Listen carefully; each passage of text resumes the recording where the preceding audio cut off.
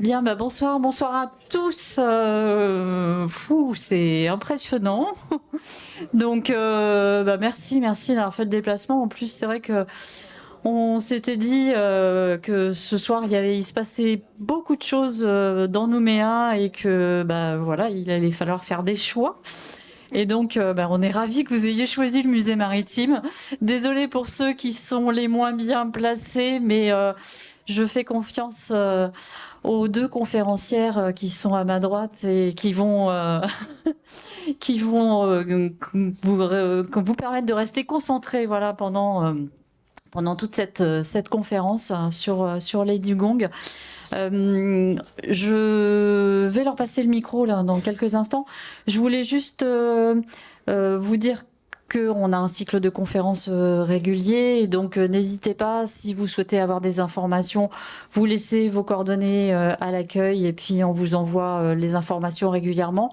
La prochaine conférence, c'est le 19 octobre sur les volcans sous-marins, donc par Michel Lardy, ici même à 18h. Donc je pense que ça peut vous intéresser également. Et voilà, puis on a toujours tout un tas d'activités, de programmes d'activités. Il y a aussi une magnifique malle à la sortie du musée. Si vous avez envie de participer à la vie du musée, qui est un musée associatif, eh bien n'hésitez pas à vous délester de quelques pièces ou même de billets, si ça peut vous faire plaisir. Nous aurons après un magnifique coffre à trésors. Donc, je vais passer la parole aux deux Claires, parce que nous avons deux Claires ce soir. Et elles vont se présenter et présenter cette conférence qui s'annonce fort passionnante. Merci beaucoup pour le travail effectué sur ces recherches et très bonne conférence à tous. Merci Valérie. Merci.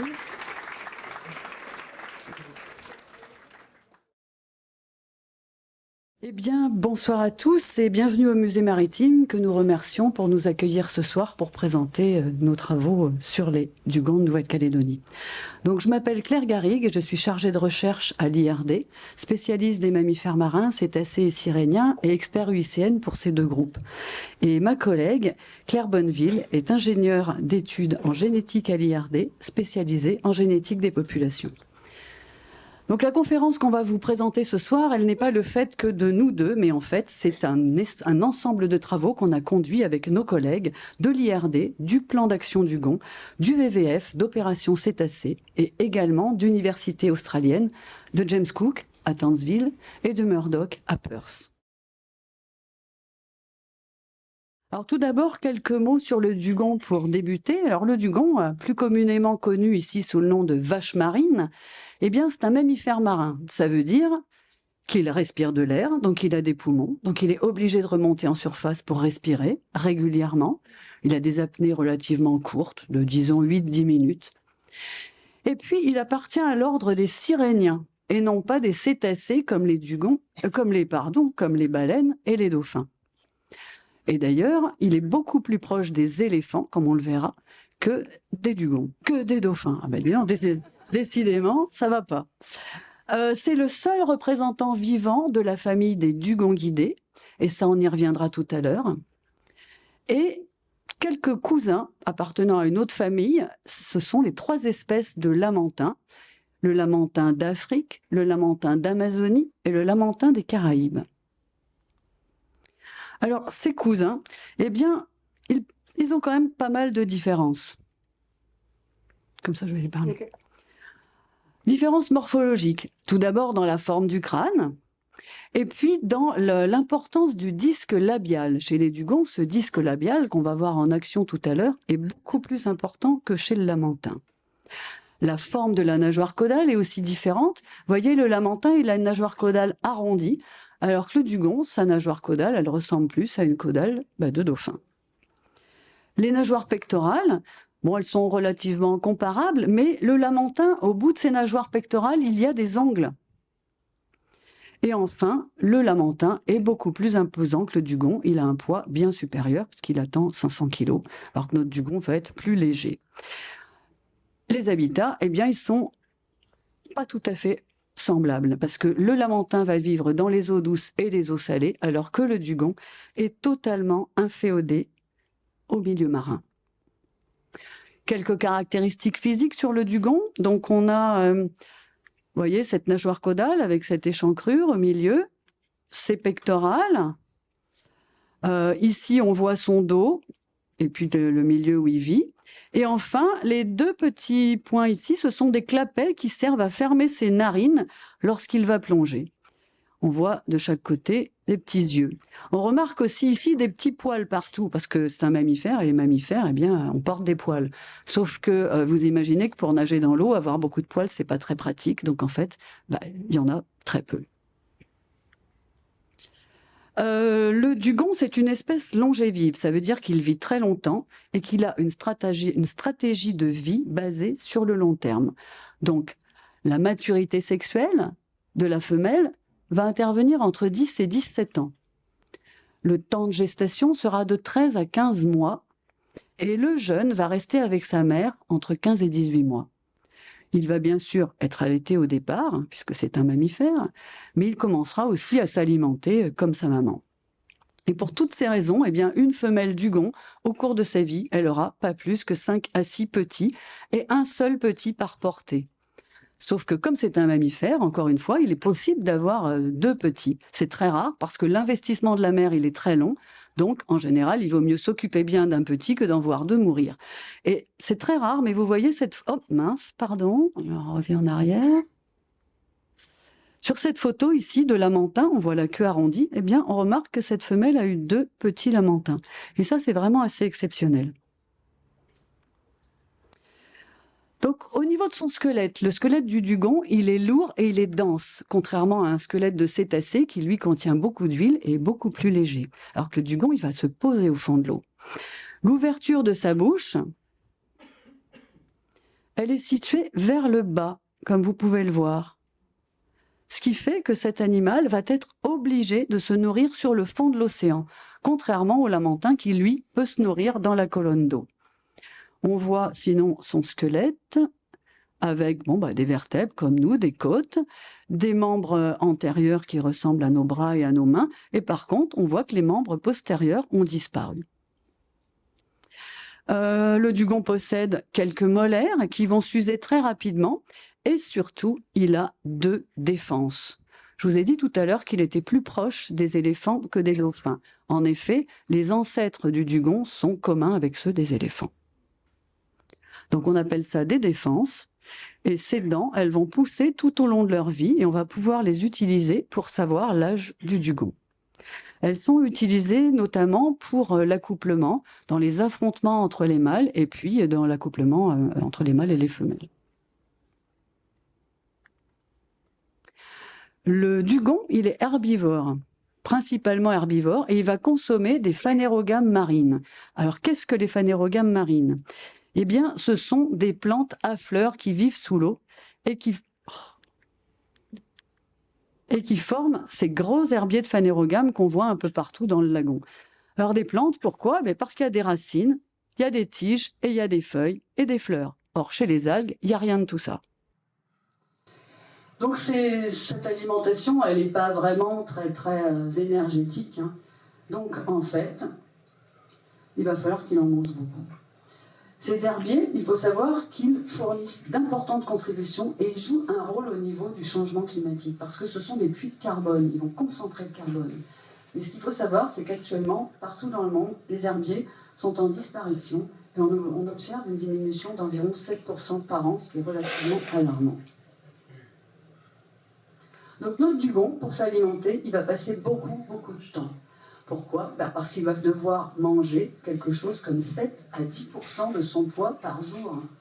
Ce qui veut dire jusqu'à 40 kg d'herbe par jour. Je ne sais pas si certains d'entre vous sont allés à Sydney et ont eu l'occasion de visiter l'aquarium de Sydney. Mais l'aquarium de Sydney, il y a un dugong qui vit à l'intérieur, parce que c'est un animal qui a été récupéré en Queensland, si je me souviens bien, puis qui avait été ramené à l'aquarium. Et en fait, vous avez vu, pour ceux qui y sont allés, que l'aquarium passent leur journée à prendre des cadres en plastique sur lesquels ils vont attacher des morceaux de salade et à descendre ce cadre au fond de l'eau, parce que le dugong ne peut pas le manger dans la colonne d'eau, il faut qu'il mange la tête vers le sol. Et toute la journée, eh bien, les gens montent et descendent la salade. Et donc notre dugong, il va lui falloir environ 2,5 hectares par an d'herbier. Et il va passer beaucoup de temps à s'alimenter. Donc sur cette vidéo, on voit une maman avec son petit. Alors, on voit la mamelle de la maman, vous voyez, qui est située en position axillaire sous son bras. On voit également là la mère qui remonte à la surface pour respirer. Vous avez vu que c'est très rapide, elle n'a pas besoin de sortir la tête complètement hors de l'eau. Les narines se sont déplacées sur le crâne, et donc il suffit que le crâne affleure la surface de l'eau. On voit son dos qui est bien couvert déjà de cicatrices, qui peuvent être justement des résultats de marques portées par les défenses lors des accouplements, les défenses des mâles. Et puis là, on la voit se nourrir sur le fond, et vous voyez le disque labial, voilà, qui est très important et qui va permettre de fouiller le sol pour pouvoir attraper les petites herbes dont elle se nourrit. Alors là, le jeune, il est déjà assez gros et on voit qu'il commence aussi à s'alimenter. Donc, en fait, selon la plante sur laquelle il s'alimente, eh bien, le dugong, il va soit manger la totalité de la plante, les feuilles, les racines et les tiges, soit s'alimenter juste des feuilles.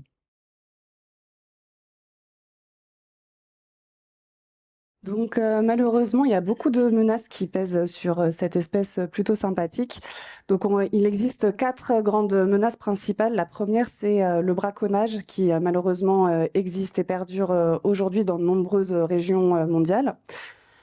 Ensuite, il y a les captures accidentelles. Donc, en fait, les dugongs, ils peuvent s'enchevêtrer dans les filets et donc être victimes directement par les blessures que vont lui infliger le filet ou alors mourir noyés parce qu'ils peuvent plus remonter à la surface. Ensuite, il y a aussi les collisions avec les navires. Donc là, sur la photo, on voit un dugong qui a été clairement blessé par des hélices. Hein. Donc, ça, c'est complètement fatal pour ces animaux. Et également la dégradation de l'habitat. Et notamment des herbiers sur lesquels ils passent énormément de temps à se nourrir. Et on a aussi des impacts indirects liés au réchauffement climatique qui va, en plus de ça aussi, impliquer une dégradation de l'habitat également. Donc malheureusement, le dugong, c'est pas la première espèce de Syrénien qui a été menacée par l'homme. Donc tout à l'heure, Claire, elle disait que le dugong, c'est le seul représentant de la famille des dugongidés. Mais en fait, avant, il existait un dugong géant qui mesurait plus de 8 mètres et qui a été découvert en 1741 lors de l'échouage du Saint-Péter, qui s'est échoué au niveau de l'île de Bering, donc c'est près des îles du Commandeur. Et en fait, un scientifique à bord a décrit la rétine de Steller. Donc, à sa découverte, ils ont vu que ce très gros dugong, c'est un animal très placide, très mou, et en plus de ça, avec énormément à manger. Voilà, il faut savoir qu'une rétine de Steller, ça peut nourrir jusqu'à 30 personnes pendant un mois, ce qui était énorme à l'époque. Donc malheureusement, il a été victime de son succès et à peine 30 ans après sa découverte, l'espèce a été considérée comme éteinte en 1768. Voilà, ce qui est vraiment une extinction dans un laps de temps très très court. Concernant sa répartition mondiale et son abondance, donc la vache marine elle va être présente dans plus de 40 pays et territoires de l'Afrique de l'Est au Vanuatu, mais les populations elles sont très fragmentées. Et donc seule l'Australie va abriter une énorme population de plusieurs milliers d'individus. Et c'est la raison pour laquelle l'espèce elle est toujours considérée comme vulnérable au niveau mondial. Mais au niveau géographique, c'est relativement variable. Donc, la plupart des extinctions locales de dugong et de Syréniens et de lamantins ont lieu dans des milieux insulaires. Par exemple, le dugong, il est considéré comme éteint sur Maurice, les Maldives, Taïwan. On pense qu'il est aussi éteint en Chine, mais bon, ça n'a pas été encore validé par l'IUCN. Il est en danger critique d'extinction en Afrique de l'Est et au Japon, il est très très menacé. Donc voilà, ça va aller aussi dans un sens d'extinction. Donc en Nouvelle-Calédonie, on a l'une des plus grandes populations de dugongs. Mais malheureusement, en fait, toutes les menaces dont on a parlé tout à l'heure, elles vont impacter le dugong, que ce soit le braconnage, les enchevêtrements dans les filets, les collisions, la dégradation de l'habitat. Donc on en est arrivé à un tel point qu'aujourd'hui, chaque dugong compte et que du coup, il faut vraiment qu'il n'y ait plus de dugongs qui soient tués par l'homme afin que la population maintienne un nombre suffisant d'individus pour perdurer. Voilà, donc en Nouvelle-Calédonie, le dugong, il est perçu de manière très différente selon les groupes sociaux. Donc en 2015, Audrey Dupont, elle avait réalisé un mémoire afin d'analyser la place de l'animal dans les diverses communautés de la société néo-calédonienne. Et donc le dugong, il a vraiment un rôle dans les cérémonies coutumières, par exemple. Il est très célébré pour la cérémonie de la nouvelle igname à Puebo. Il va être associé à la chefferie en tant que viande des chefs. Et c'est une espèce emblématique avec une très forte importance culturelle, avec une valeur totémique aussi selon les régions. Voilà, avec aussi bien sûr différents dialectes selon les régions. Donc l'étude des dugongs, elle a commencé en 2003 en Nouvelle-Calédonie et depuis 20 ans, un certain nombre d'informations ont été acquises et pourtant, voilà, on est encore très loin de savoir, de tout connaître sur ce mammifère, mais on a commencé à compiler quand même énormément de données. Donc c'est vrai qu'aujourd'hui, nous on parle pour l'IRD, mais on a eu la chance de travailler avec de nombreux partenaires locaux, donc tels que des associations, des universités, donc une université locale, mais aussi des universités internationales, et souvent appuyés par des collectivités et des gestionnaires qui nous ont permis vraiment d'augmenter considérablement nos connaissances sur cette espèce et améliorer sa conservation. Donc aujourd'hui, maintenant, on va vous parler un peu des derniers résultats qu'on a obtenus, autant sur l'abondance et la distribution de ces animaux, les déplacements aussi, sur le régime alimentaire, la génétique, les échouages et toutes ces données qui nous ont permis d'améliorer le statut de conservation. Donc tout d'abord, je vais vous parler de l'abondance, de la distribution et des déplacements des dugongs. Alors pour obtenir ces informations, notamment sur l'abondance et la distribution, eh bien on a utilisé des moyens aériens. Et on a survolé la Grande Terre entre 2013 et 2012. Alors, on n'est pas trop allé aux îles Loyauté parce qu'aux Loyauté, on a peu de témoignages de dugongs. On sait qu'il y en a, on a 2 témoignages photographiques, une photo prise à Lifou et une prise à Ouvéa, mais a priori, il n'y a pas tant de dugongs que ça. Donc on s'est concentré sur la Grande Terre et on a survolé toute cette zone. Et cela nous a permis de mettre en évidence une distribution du dugong sur la côte ouest de la Grande Terre et sur la côte nord-est. Il y a environ plus de 80% de la population qui se trouve sur l'ouest et puis le reste sur le nord et l'est. Alors ce qu'il faut savoir, c'est qu'on a aussi remarqué qu'il y avait un plus grand nombre de dugongs près des zones côtières, qui sont les zones les plus anthropisées et les plus fréquentées par l'homme et les plus impactées. Alors pourquoi on a utilisé un avion ? Eh bien, je pense que la plupart d'entre vous sont déjà allés en mer, vous avez certainement vu des dugongs, mais vous avez dû remarquer que voir des dugongs, c'est relativement rare. On voit rapidement une queue de dugong si on a de la chance, parce qu'ils ne montrent pas toujours leur queue lorsqu'ils plongent. Certains vont juste se laisser couler. Et donc les compter en mer, c'est très très difficile. Et par contre, de là-haut, on les voit très très bien. Donc c'est pour ça qu'on utilise des moyens aériens. De 2013 à 2014, on a fait 6, 7, 8 survols aériens. Ouais, 8 survols, c'est pas mal ça. Et on a compté, ce sont des observateurs embarqués qui ont compté les dugongs de chaque côté de l'avion le long de transects dans une largeur connue. Ça veut dire qu'on connaissait la superficie. Donc après ça, avec des savants calculs qui tiennent en compte le fait que quand on passe avec l'avion, tous les dugongs ne sont pas en surface, il y en a un certain nombre qui sont au fond.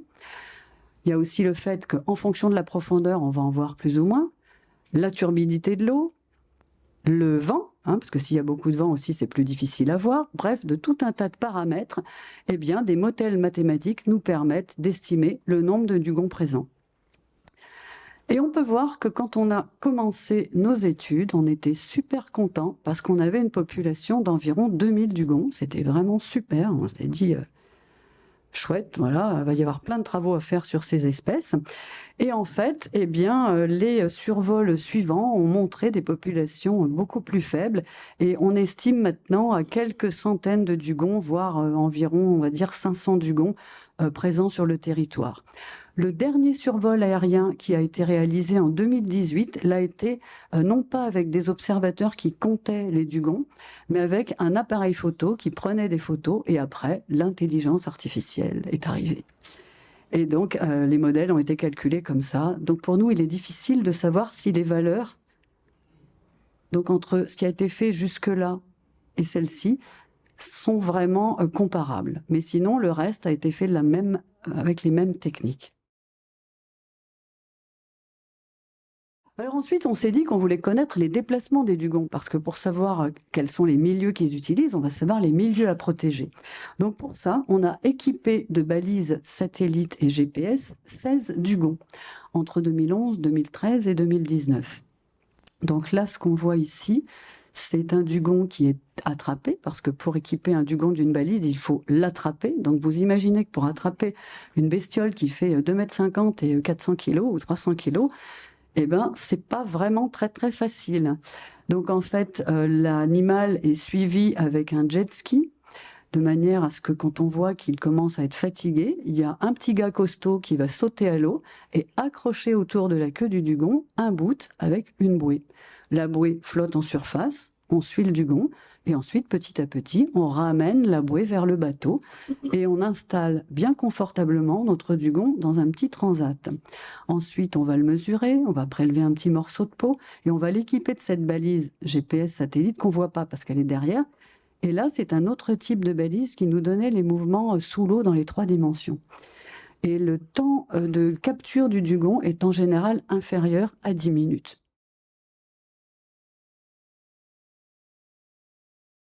Alors, qu'est-ce qu'on a obtenu comme résultat? Eh bien, on a obtenu plusieurs éléments. Tout d'abord, les dugons ont des déplacements individuels. Le dugon n'est pas un animal social. Il y a juste la maman et le petit qui restent ensemble 18 mois, mais sinon, ils ne forment pas des groupes familiaux ou quoi que ce soit. Ce sont des animaux qui sont indépendants.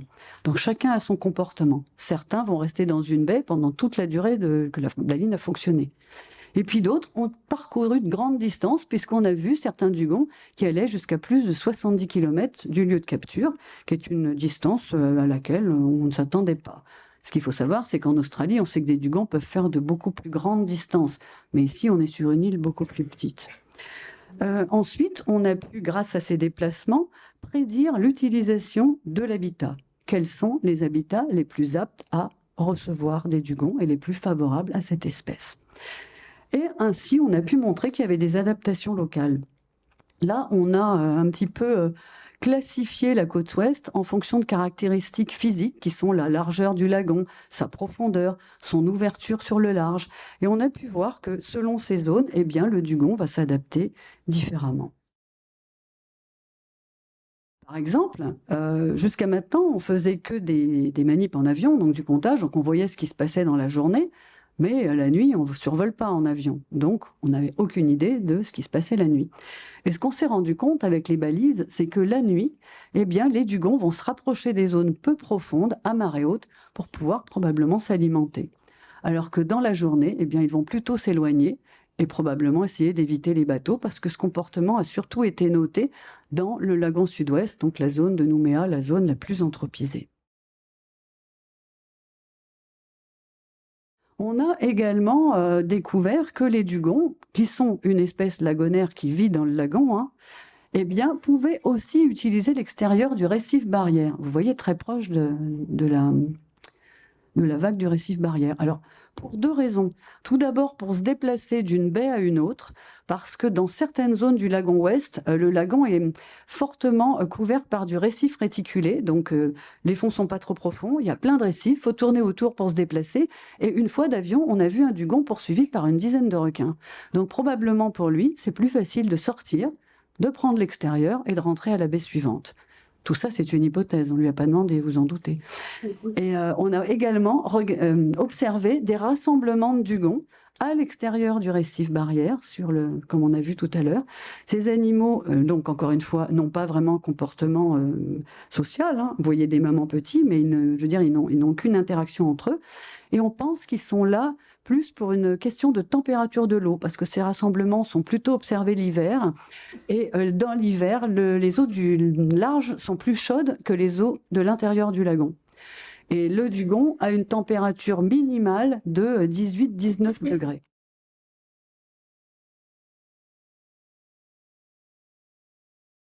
Voilà, donc à présent, on va vous parler un peu du régime alimentaire des dugongs en Nouvelle-Calédonie, donc qui sont basés autant sur des analyses de contenus stomacaux que des analyses d'isotopes. Sujet très facile à comprendre. Donc, tout d'abord, on avait étudié 4 contenus stomacaux, issus de dugongs qui avaient été échoués. Et donc, on avait obtenu des résultats assez intéressants. Donc, on avait pu retrouver des phanérogames marines. Donc, ça, c'était pas une grande surprise. On savait que les dugongs se nourrissaient de phanérogames. Mais aussi d'autres organismes, pas mal d'algues, différentes espèces et plein de petits invertébrés marins. Donc c'est vrai que nous, on pensait que les dugongs, ils se nourrissaient vraiment principalement d'herbiers sur les phanérogames. Donc ça nous a un peu interpellés. Et on a voulu aller un peu plus loin dans cette analyse. Donc savoir est-ce qu'ils se nourrissent sur d'autres espèces, d'autres espèces d'invertébrés, d'autres espèces d'algues? Est-ce qu'il y a des différences entre les mâles et les femelles aussi, par exemple? Ou est-ce qu'il y a des différences entre les mamans et leurs petits? Voilà, donc c'est la raison pour laquelle on a commencé à utiliser les isotopes stables. Donc, je ne vais pas aller trop dans les détails scientifiques de l'utilisation des isotopes stables, mais en gros, ce qu'il faut savoir, c'est que ce sont des formes non radioactives d'atomes dont on peut mesurer des quantités et des proportions dans des échantillons, comme par exemple les dugongs et les proies dont ils se nourrissent.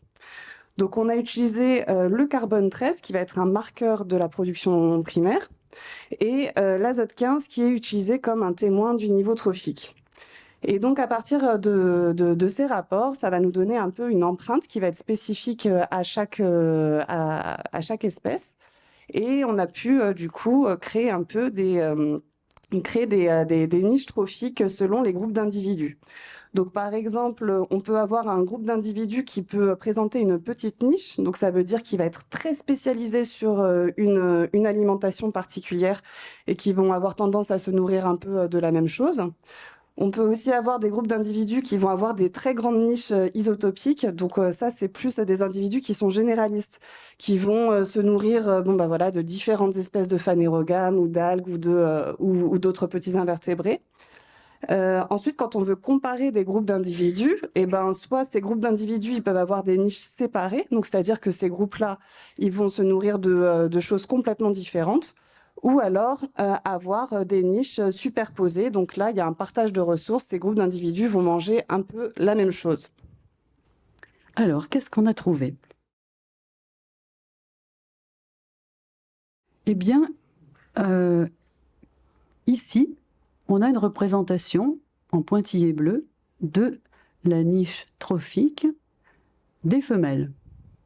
Et là, de celle des mâles. Donc on voit qu'on a une partie qui semble être commune, mais on a également une partie qui est différente. Et de plus, on voit que la niche trophique des femelles est plus grande que celle des mâles. Donc, on suppose que les femelles vont être plus généralistes et se nourrir de plus de proies différentes que les mâles. De la même manière, on a étudié la niche trophique, donc toujours pareil, des femelles, et on a mis celle des veaux en vert ici. Et là, on remarque que celle du veau est quasiment incluse dans celle des femelles. Et ça, c'est pas très surprenant, vu que, comme je vous l'ai dit, les petits et les mamans restent ensemble pendant à peu près 1 an et demi. Donc, il y a des chances que lorsque le petit commence à s'alimenter, eh bien, il va s'alimenter des mêmes espèces que sa maman, puisqu'il sera au même endroit. On a utilisé une base de ressources alimentaires potentielles pour lesquelles on connaissait les rapports isotopiques et on a essayé avec ça d'estimer le contenu, voilà, les proies potentielles dont pouvait s'alimenter le dugong. Alors je dis bien potentiel parce que on n'a pas été chercher des choses sous l'eau qu'on pensait qu'ils pouvaient être mangées par les dugons, mais on a pris des informations qui étaient disponibles. Donc parmi celles-ci, on en a sélectionné. Genre, quand on avait une grosse étoile de mer, on a dit non, le dugong, il va pas manger ça, donc on le prend pas. Donc c'est vraiment des hypothèses, hein. Et ce qu'on a trouvé, eh bien, vous voyez là encore, c'est que les mâles et les femelles se nourrissent de phanérogames marines, ici en vert. Ça, c'est pas une surprise. Par contre, vous voyez que les mâles, les phanérogames, ont une part plus importante que chez les femelles. Et puis, chez les mâles, il y a aussi une utilisation des algues brunes. Donc, en gros, les mâles, on a 1/3 de phanérogames et 1/3 d'algues brunes. Pour les femelles, en plus de ça, on a également trouvé d'autres types d'algues, on a également trouvé des petits mollusques et on a également trouvé des vers, des polychètes. Donc, ça confirme bien ce qu'on avait vu dans les estomacs d'une alimentation plus diversifiée. Alors, avec tous les résultats, on a émis des hypothèses.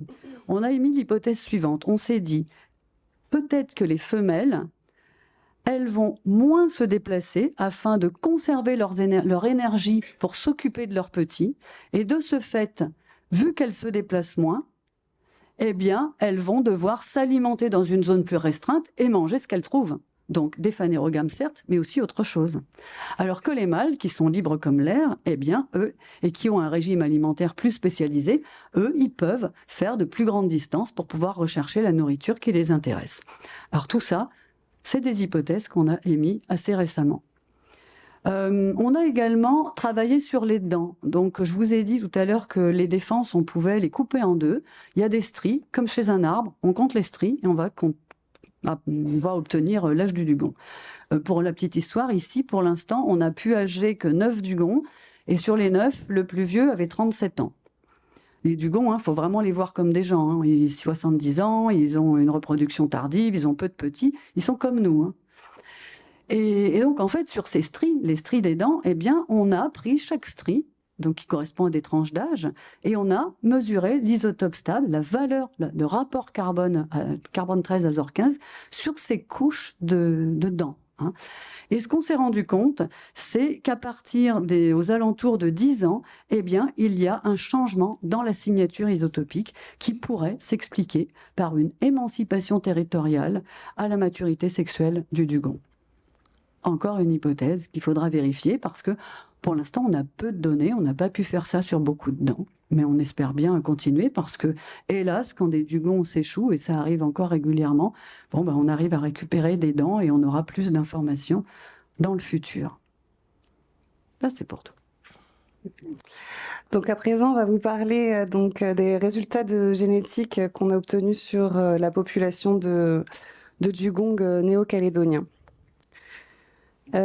Juste avant de rentrer vraiment dans le détail de notre étude, je vais juste refaire un petit topo sur la diversité génétique et en fait pourquoi c'est si important. Donc en fait la diversité génétique, qu'est-ce que c'est? Donc pour le dire très simplement, ça va être une variation de séquences d'ADN qui va être liée à des mutations. Et donc, ce qui va faire qu'on a tous un ADN qui nous est propre et donc on va être plus ou moins proche génétiquement, donc par exemple de nos parents. Et ça va être lié à ces mutations qui vont faire que ça diffère. Et donc, une fois qu'on sait ça, on va pouvoir mesurer une variation génétique dans une population, par exemple, et mettre ainsi en place ce qu'on appelle la diversité génétique. C'est-à-dire qu'on va regarder, en gros, la distance génétique entre tous nos dugongs dans une population. Donc, effectivement, si on va avoir une population assez consanguine, on va avoir une diversité relativement faible et des dugongs qui sont très, très proches génétiquement. Et ensuite, on peut aussi mesurer donc cette diversité génétique et la comparer avec d'autres populations mondiales. Et donc, c'est ça qui va nous donner une indication sur la connectivité. Alors pourquoi c'est vraiment important cette diversité? C'est que en fait ces mutations dont je vous parle et qui vont être responsables du fait que on va avoir des distances génétiques plus ou moins fortes, c'est que elles vont avoir un effet soit neutre, soit positif, soit négatif sur les individus et donc sur la population, voire l'espèce. Donc par exemple, on peut avoir des mutations neutres, donc ça va pas du tout avoir d'effet sur l'individu, donc ça n'aura pas d'effet sur la population. On peut avoir des mutations avantageuses, donc ça va améliorer la capacité de survie ou de reproduction d'un individu. Par exemple, on peut avoir des mutations qui vont permettre à un individu de mieux répondre à une maladie, par exemple. Donc ça va être des adaptations qui vont vraiment améliorer sur le long terme la population, la survie de la population, pardon.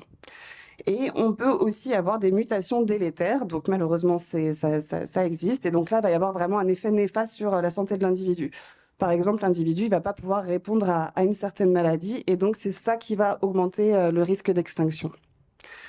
Donc en bref, cette diversité génétique, elle va être vraiment essentielle à la survie de l'espèce. Donc c'est ça qui va augmenter la capacité d'une population à s'adapter à son environnement si jamais il y aurait une catastrophe naturelle, par exemple, ou des maladies. Donc nous, l'an passé, on a réalisé une étude de génétique des populations sur les dugongs calédoniens. Et donc, on a travaillé sur une 50aine de biopsies qui avaient été prélevées sur toute la côte ouest de la Grande Terre. Donc, les biopsies, c'est des petits bouts de peau qu'on prélève. Et à partir de ces petits bouts de peau, on va faire des extractions d'ADN et on va pouvoir prélever la zone d'ADN qui va nous intéresser. Donc, sur ces biopsies, ça provenait soit d'animaux vivants, il y avait aussi des animaux échoués, plus de la moitié des animaux qui étaient échoués d'ailleurs. Et ça nous a donné une information vraiment très, très importante parce qu'en fait, on a remarqué que la population de dugong de Nouvelle-Calédonie a présenté un niveau de diversité génétique, c'était le plus bas qu'on pouvait mesurer au niveau mondial. C'est-à-dire qu'il y a la même séquence génétique chez tous les dugongs de Nouvelle-Calédonie et il y en a peut-être 2 qui ont une séquence génétique un peu différente. Voilà. Donc c'est vrai que ça, c'était un résultat relativement important. Et donc ensuite, quand on a fait des comparaisons avec d'autres populations en Australie, par exemple, donc les populations les plus proches, on a vu qu'il y avait vraiment aucune migration entre l'Australie et la Nouvelle-Calédonie, qu'il n'y avait pas de connectivité et en fait que les deux populations étaient vraiment hyper éloignées génétiquement parlant. Donc en fait, là on voit vraiment l'impact de l'insularité sur la diversité génétique. Voilà, le fait que les dugongs ils soient très loin et en plus de ça, ce ne soient pas des animaux avec un comportement migrateur, ça va augmenter la consanguinité. Les dugongs, ils n'ont plus vraiment d'opportunité de rencontrer d'autres dugongs, d'autres populations génétiquement différentes. Et donc là, on va avoir vraiment une diminution de la capacité à faire face à une menace si jamais il y avait quelque chose qui serait amené à menacer les dugongs calédoniens encore plus qu'ils ne sont aujourd'hui. Donc aujourd'hui, on est vraiment avec un risque d'extinction qui augmente de plus en plus.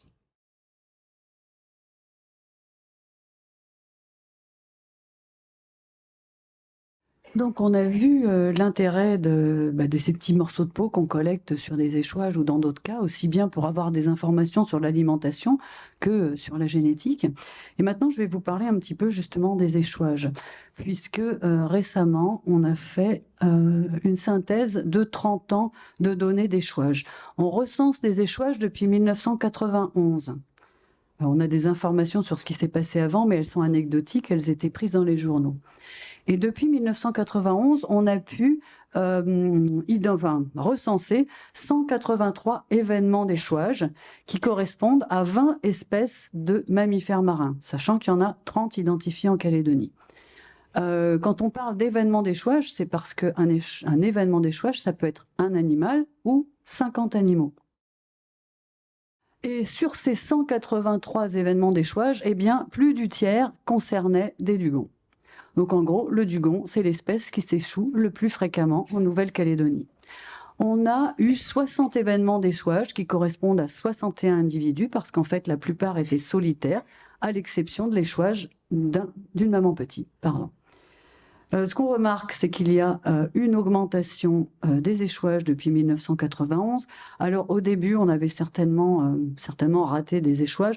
Certainement que maintenant encore, on en rate parce que on ne sait pas tout ce qui se passe partout. Hein, le territoire est assez grand, mais on a quand même pas mal d'informations et on voit qu'il y a une augmentation de ce nombre d'échouages.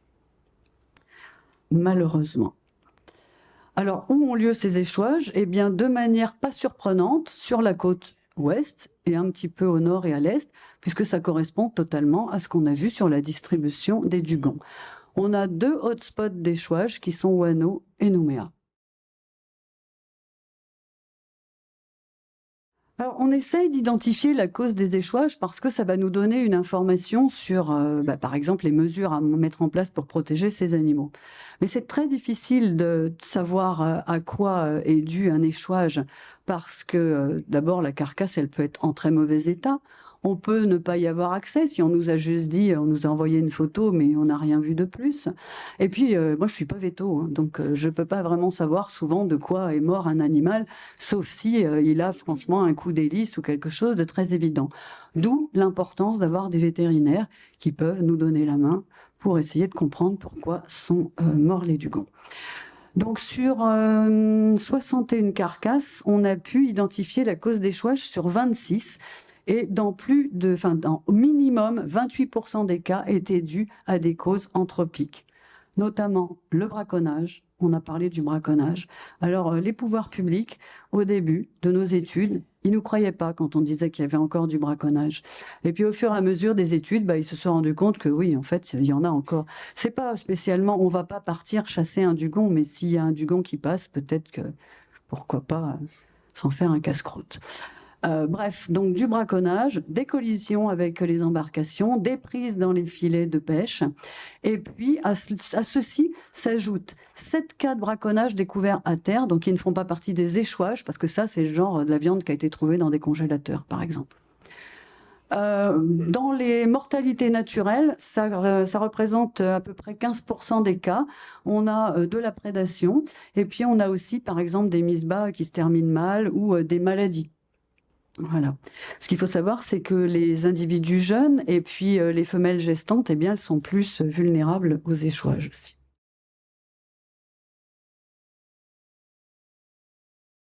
Voilà, et donc on va arriver un peu à la dernière partie de cette présentation. Donc, en fait, toutes ces études qui sont basées sur, qui représentent plein de thématiques différentes, qui ont utilisé une diversité de techniques, que ce soit par, le balisage, les isotopes, la génétique, toutes les données qu'on a pu recenser au niveau des échouages, et ça nous a permis de réévaluer le statut de conservation du dugong en Nouvelle-Calédonie.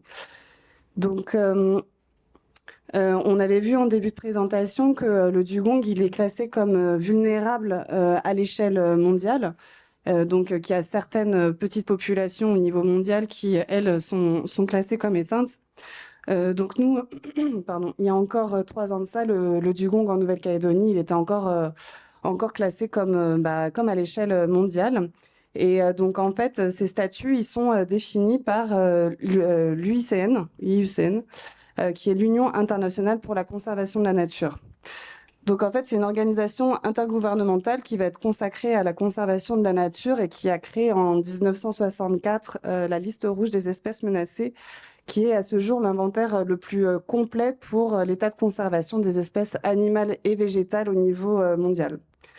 Du coup, toutes ces espèces, elles sont classées selon différents critères dont on va parler tout à l'heure. Et les animaux ou les végétaux, et ils vont être classés dans différentes catégories. Donc, ça peut être soit une préoccupation mineure, presque menacée. Après, on a toute la catégorie menacée, donc avec vulnérable, en danger d'extinction, en danger critique d'extinction, éteint dans la nature et éteint tout court. Voilà. Et donc, les critères, ouais. Ok, donc du coup, suite au travail qu'on avait effectué en génétique, où on montrait vraiment cet isolement génétique important, et puis aussi on a un isolement géographique, parce que vous avez vu qu'à partir, le dugong, il y en a encore un petit peu à Vanuatu, mais après il n'y en a plus. Donc on est vraiment en bordure de sa distribution géographique, et on a aussi un isolement génétique. Donc voilà, on nous a laissé entendre qu'on pouvait essayer de redemander un classement de cette population, parce qu'on peut classer des espèces, mais on peut aussi classer des populations, enfin évaluer des populations. Et c'est ce qu'on a fait. Et l'an dernier, au mois de décembre, l'UICN a décrété que la population de dugong de Nouvelle-Calédonie est maintenant classée en danger. Et en même temps, elle a classé la population du Japon et d'Afrique de l'Est en danger critique d'extinction. Alors, sur quels critères ça s'est basé? Et bien sûr, le fait que nous, ici, il n'y a plus que quelques centaines d'individus adultes. Selon les modèles, on est entre 180 et 800, je crois, à peu près. Vous savez, les modèles, c'est toujours très large. Individus adultes, c'est-à-dire matures sexuellement. On a une pression qui est importante avec un déclin continu, avec une chasse illégale, avec des collisions, des captures accidentelles. Et enfin, on a un isolement, donc géographique, on en a parlé, mais également génétique, et de ce qui peut entraîner une extermination si jamais l'animal rencontre une maladie auquel il ne peut pas faire face.